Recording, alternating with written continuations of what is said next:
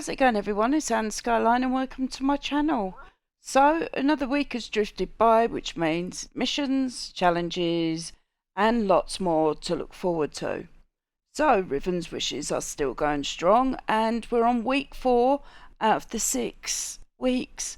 So this week we are requested to complete Tier 3 Blind Well activity and also eliminate 1500 targets within the blind well. Once the objective is completed, we'll be rewarded with a wish token. So this week we have Sparrow Racing Control to look forward to. So start your engines, and if speed isn't your thing, then we have Rift and Elimination nodes this week. Plus we have bonus, Crucible, Vanguard and Gambit ranks to look forward to. So, kicking off with this week's exotic rotator mission, the Operation Sheriff Shield, home of the exotic that is also fully craftable.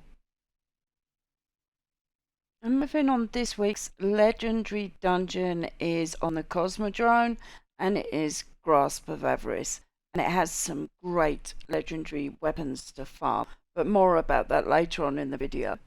Also, we have this week's Grandmaster is the Psyops Battlegrounds on the Cosmodrome, and the weapon for this week is the Warden's Law. It's a kinetic hand cannon with some great perks.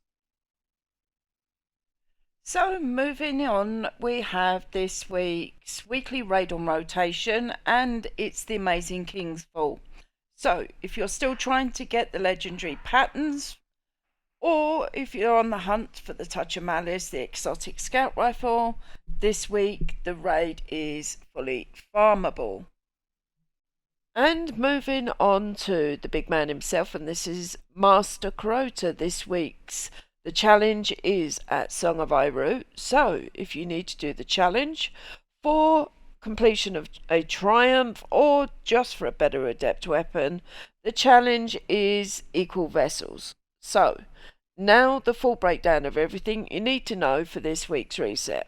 So seatbelts on, hold on tight, and let's put the pedal to the metal and zoom straight in. But before we do, I hope you're enjoying the content. Please hit the thumbs up and leave a comment. This really helps me out, and it helps me out so much if you could subscribe. This helps me towards my ultimate goal with YouTube, 1,000 subs. So let's dive back in.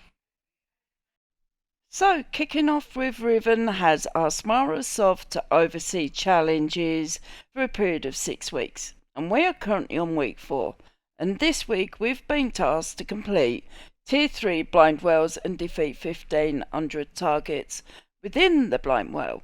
Don't worry, this is very easy to do, and you'll need a Tier 3 charge of light that you may well have in your infantry. If you haven't, don't worry, you can go to Petra and buy a few. But if you don't have the funds to do this, hopefully there will be somebody within the blind well instance that can use theirs. Once the challenge has been completed, Petra will reward us with a last wish token, and we can choose one of the 3 different categories.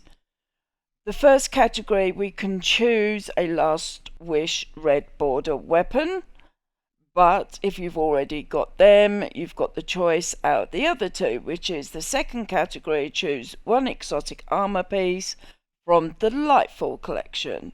If not, category 3, which is currencies and mementos.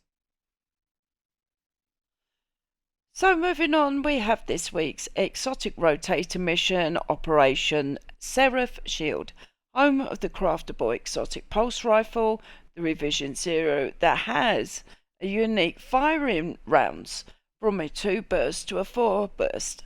So by completing the dungeon, you will be rewarded with the weapon and will be able to craft the weapon and special perks.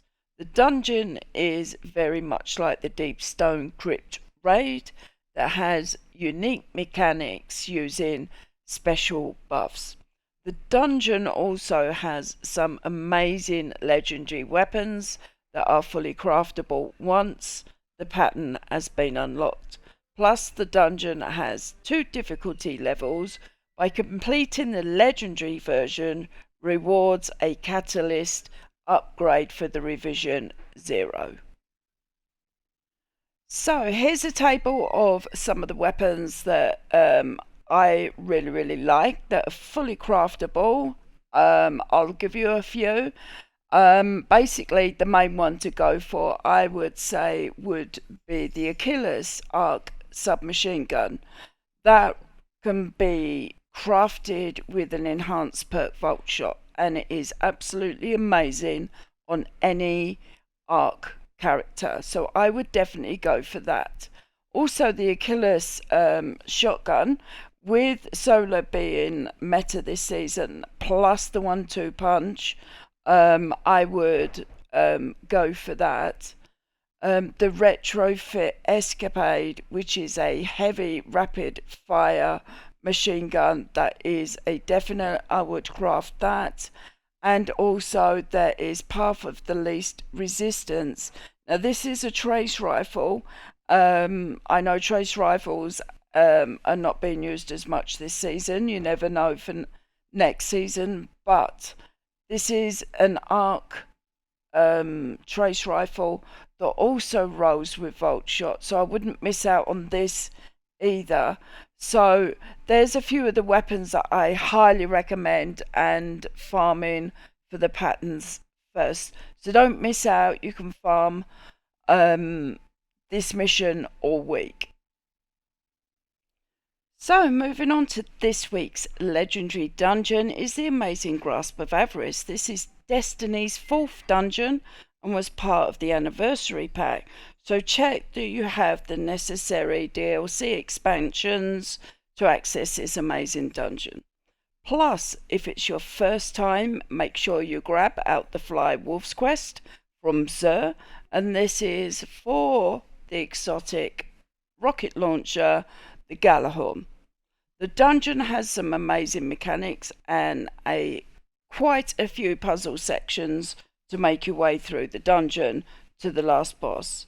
The dungeon has 2 difficulty levels, with Legend being the hardest. By completing Legend, the rewards are Artificing Armor that gives you that extra mod slot. Plus, the dungeon has some great legendary weapons, but the dungeon does not have the craftable weapons, so back to farming unique checkpoints for Pacific weapons. So here is a loot table for the Grasp of Avarice legendary weapons. Now, all the weapons were currently used in PvP.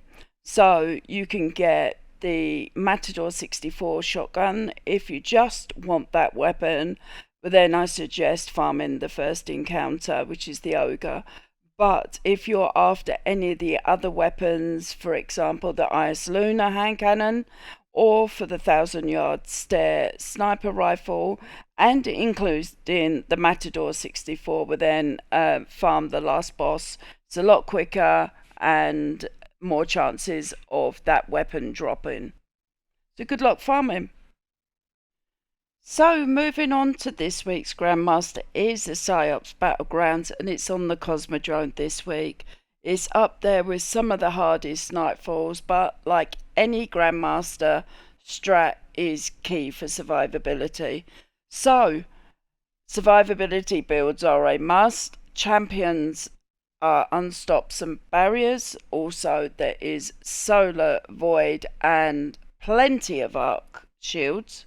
Incoming solar damage. This week's Adept weapon is the Kinetic 180 rounds per minute hand cannon, which is Warden's Law with some great perks available. Also, this Grandmaster is a tough cookie, so having some Warlocks does make this run so much easier, and using the Meta Polaris Lance makes short work of most areas. And the last boss, I suggest stay on the spawn point. you can actually jump back to this spawn point and do everything from range. But beware, the boss can pepper you up there, so Warlock's Well will come in super clutch there. Also, there is plenty of groups if you are struggling to help you get through it. If not, leave a message and put help, and we'll get a team and take you through. So moving on, we have this week's weekly raid on rotation, and this was originally in Destiny 1 and has been remastered slightly for us in Destiny 2, and that is King's Fall. The raid is super fun and different checkpoints have different mechanics and a super parkour section, so Eager's Edge will be your best friend there.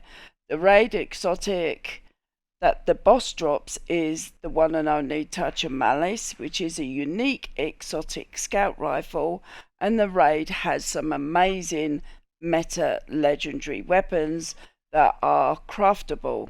The raid has a higher difficulty and challenges that need to be completed to be rewarded a Harrowed Adept weapon. So here's a loot table of all the craftable weapons that are available for this week in the raid. Top left is the Doom of Chelchis. That is an amazing Void scout rifle that comes with explosive payload or Firefly.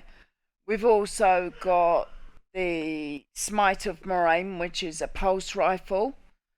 To the right of that, we also have the fusion rifle. It's an arc called Midas Reckoning.